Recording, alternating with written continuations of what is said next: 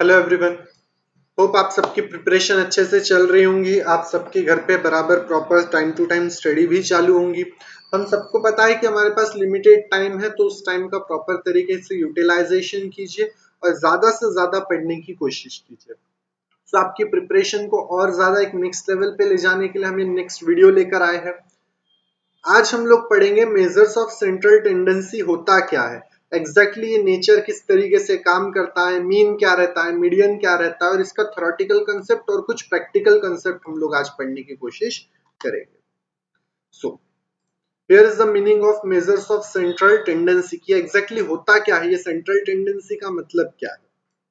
The value around which other figures congregated, एक ऐसी value जो पूरी फिगर को शो करती है, यानी पूरी सीरीज को शो करती है, उस चीज को सेंट्रल वैल्यू बोला जाता है। The central value of a set is called as a average और अ सेंटर ऑफ डिस्ट्रीब्यूशन। जो सेंट्रल वैल्यू रहती है उसी को क्या बोला जाता है, एवरेज बोला जाता है या सेंट्रल डिस्ट्रीब्यूशन बोला जाता है। होप आप सबको एवरेज तो समझता होगा कि एवरेज क्या है। यदि नहीं समझता हो तो हम यहाँ एक एग्जांपल देख लेते हैं कि एग्जैक्टली एवरेज का मतलब होता क्या है। एवरेज का फॉर्मूला क्या रहता है कि हमारे पास जितने भी डिजिट है, टोटल सम ऑफ नंबर, उन सबकी एडिशन कर लीजिए और टोटल नंबर ऑफ आइटम्स उसे डिवाइड कर लीजिए, तो आपको जो डिजिट मिलेगा वो रहेगा एवरेज। फॉर एग्जांपल देखिए, हमारे पास 160 गर्ल्स है, 140 बॉयज है और 100 टीचर्स है। तो तीन चीजों के बारे में इंफॉर्मेशन दी है, तो सबसे पहले तो तीनों का एडिशन कर लो, the total sum of all number, तो तीनों नंबर्स का समेशन कर लिया हमने, and divided by items of set. कितने सेट है हमारे पास, तीन सेट है, एक गर्ल्स का, एक बॉयज का और एक टीचर का। तो तीन से डिवाइड करेंगे तो ये 100 जो निकलेगा ये आपका एवरेज रहेगा। ये 100 इस पूरी सीरीज को शो करता है। तो वो नंबर जो पूरी सीरीज को रिप्रेजेंट करता है उसे बोला जाता है मेजर ऑफ सेंट्रल टेंडेंसी। यानी अब 100 जब हम बोलेंगे तो 100 इन सबको रिप्रेजेंट करेगा, ये क्योंकि उसका एग्जैक्टली एवरेज कंसेप्ट है, तो उसी को सेंट्रल वैल्यू बोला जाता है। होप आपको समझ में आया होगा। Average is a value which is typically or represent the set of data, जिसके हमने बोला एवरेज वो है जो पूरे डाटा को, पूरे सेट को रिप्रेजेंट करता है। हमारे पास देखिए क्या है, the most common measure of central tendency. अगर आपको सेंट्रल टेंडेंसी कैलकुलेट करनी है तो ये सबसे ज्यादा यूज होने वाले तीन तरीके हैं, मीन, मीडियन एंड मोड। आपको पेपर में 101% मीन मीडियन मोड से क्वेश्चन देखने मिलेगा ही मिलेगा कि मीन क्या होता है, मीडियन क्या होता है और मोड क्या होता है। सो ये चीज आप अपने रजिस्टर्स पे लिख के रखिए कि mean, median and mode are the simple average. आपको चार ऑप्शन दिया जाएगा, उसमें से बोला जाएगा कि इसमें से सिंपल एवरेज कौन सा नहीं है, तो आपको पता रहना चाहिए मीन, मीडियन और मोड ये तीनों सिंपल एवरेज है। And on the other hand geometric mean and harmonic mean are the special average. क्या बोला गया है, मीन, मीडियन, मोड, इन तीनों को सिंपल एवरेज बोला जाता है और ज्योमेट्रिक मीन और हार्मोनिक मीन को स्पेशल एवरेज बताया जाता है। अगर मैथमेटिकल टेंडेंसी की बात करें तो जो मीन है वो मैथमेटिकल एवरेज में कैलकुलेट होता है और जो मीडियन और मोड है ये पोजिशनल एवरेज माने जाते हैं। मीन और मीडियन क्या है, पोजिशनल एवरेज है, और मीन क्या है,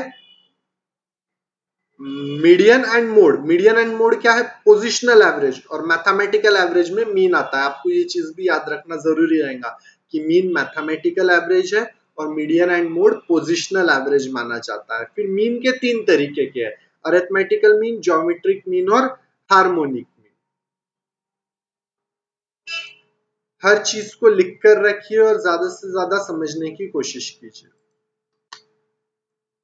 अगर इनके सिंबॉलिकल रिप्रेजेंटेशन की बात करें तो मीन को स्मॉल ए से डिनोट किया जाता है, मीन का सिंबॉलिकल रिप्रेजेंटेशन। मीडियन को एम से रिप्रेजेंट किया जाता है और मोड को जेड से रिप्रेजेंट किया जाता है। कभी कभी बहुत इजी सवाल पूछना हो तो ये भी बन सकता है कि mean is represented by, median is represented by, तो ये इनके रिप्रेजेंटेशन है। Mean is represented by A, median is represented by M and mode by Z से रिप्रेजेंट किया जाता है। अरिथमेटिकल मीन क्या होता है, देखिए यहां से आपके क्वेश्चन शुरू हो जाते हैं मोस्टली सिलेबस के बेसिस पे। Arithmetical average is also called as mean. Mean कुछ भी नहीं है, जो अरिथमेटिकल एवरेज रहता है उस एवरेज को ही मीन बोला जाता है। It is most common type and widely measures और सेंट्रल टेंडेंसी, सबसे ज्यादा यूज होने वाला तरीका है सेंट्रल टेंडेंसी से। Divide the total various item by total number of the series, हमने अभी कैलकुलेट किया था कि मीडियन मीन कैसे निकाला जाता है, एक बार फिर हम देखेंगे। इस तरीके का कुछ इंफॉर्मेशन, कुछ डाटा आपको दिया रहेगा और आपको बोला जाएगा calculate mean from the given series. अब ये एक सीरीज दी है 25, 15, 23, 24, 27, 25, 23, 25 और 20। इसके भरोसे पे आपको क्या फाइंड आउट करना है, मीन। तो सबसे पहले तो क्या करना है, इन सबका समेशन कर लेना है, यानी 25 प्लस 15 प्लस 23 प्लस 24 प्लस 27 सबके एडिशन कर लीजिए। तो जब आप सबके एडिशन करेंगे तो वो आ जाएंगे 23 टू 23। और ये डिजिट गिनिए कितने हैं, 1 2 3 4 5 6 7 8 9। तो इन सबकी समेशन जो हुई थी 223, उसको 9 से डिवाइड कर दीजिए। जब आप इसकी समेशन को 9 से डिवाइड करेंगे तो आपका आंसर मिलेगा 24.78। ये आपका मीन माना जाएगा सिंपल सीरीज में। याद रखिए, अभी जितना इजी दिख रहा है ये इतना इजी है नहीं, जैसे जैसे हम आगे बढ़ेंगे कॉम्प्लिकेशंस भी बढ़ती जाएंगी। बट एक सिंपल तरीका है कि बेसिकली अगर आपको निकालना है तो आप इस तरीके से मीन निकाल सकते हो। सम कर लो और सम को टोटल से डिवाइड कर लो।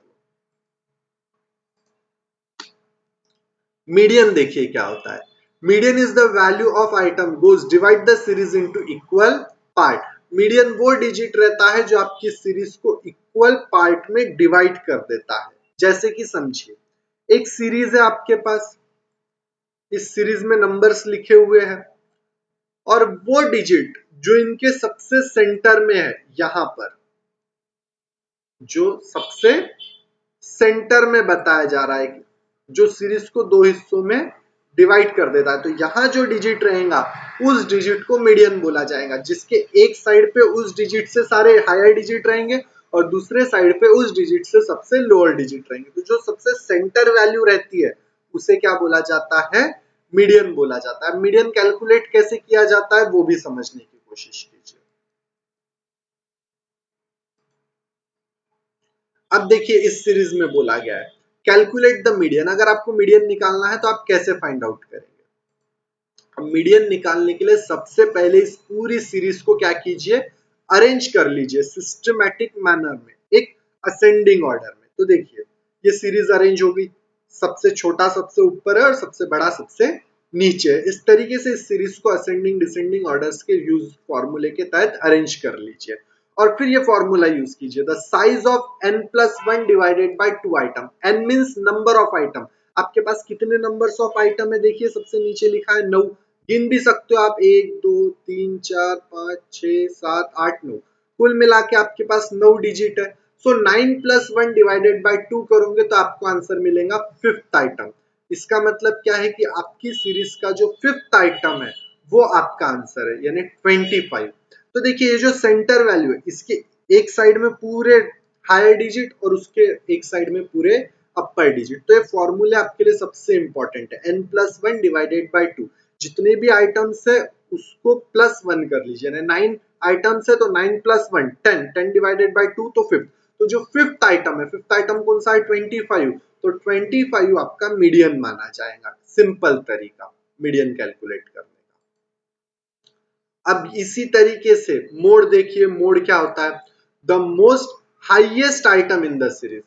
जो सीरीज में सबसे बड़ा डिजिट रहेगा उसे मोड माना जाता है। और यदि डिजिट रिपीट हो रहे हैं तो ऐसे केस में जो सबसे ज्यादा रिपीटिंग रहेगा उसी को मोड माना जाएगा। दोनों में से एक फॉर्मूला अप्लाई करोगे, या तो हाईएस्ट वाला या तो रिपीटिंग वाला।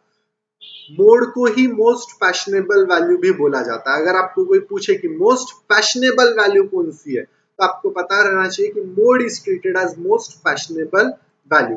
हाउ टू कैलकुलेट मोड, तो देखिए मोड किस तरीके से कैलकुलेट किया जाता है। सबसे पहली चीज तो देखिए क्या इस सीरीज में डिजिट रिपीट हो रहे हैं क्या, तो आपको पता चलेगा हाँ डिजिट रिपीट हो रहे हैं। देखिए 23 दो बार है, 25 तीन बार है और बाकी सब एक एक बार है। तो इसमें सबसे ज्यादा रिपीट कौन सा डिजिट हो रहा है, इस सीरीज को अगर आप ध्यान से देखोगे तो आपको पता चलेगा कि सर सबसे ज्यादा जो डिजिट रिपीट हो रहा है वो है 25, क्योंकि 25 तीन बार है और जो सबसे ज्यादा रिपीट होगा वही हमारा मोड रहेगा, इसलिए z इज इक्वल्स टू 25। अगर मान लीजिए सर कोई भी डिजिट रिपीट नहीं हो रहा है, एक भी डिजिट रिपीट नहीं हो रहा, हर डिजिट सिंगल टाइम है। तो ऐसे केस में जो सबसे हाईएस्ट रहता है, जो सबसे बिगेस्ट डिजिट रहता है, उसी को आप अपना मोड समझोगे। आई बात ध्यान में? इस तरीके से आपको ये सारी चीजें समझनी है और इसी तरीके से आपको ये सारे फॉर्मूले अप्लाई करने हैं। ये एक सिंपल सा बेसिक कंसेप्ट था जिसकी मदद से आप कंसेप्ट को समझ सकते थे। अब नेक्स्ट सीरीज में हम लोग ये स्टडी करेंगे कि जो डिस्क्रीट सीरीज है और जो कंटिन्यू सीरीज है उसके अंदर मीन मीडियन मोड किस तरीके से कैलकुलेट किया जाता है। अगर आपको कुछ भी नहीं समझा हो तो आप कमेंट बॉक्स में कमेंट कर लीजिए, आपके डाउट को क्लियर करके दिया जाएगा। Thank you very much.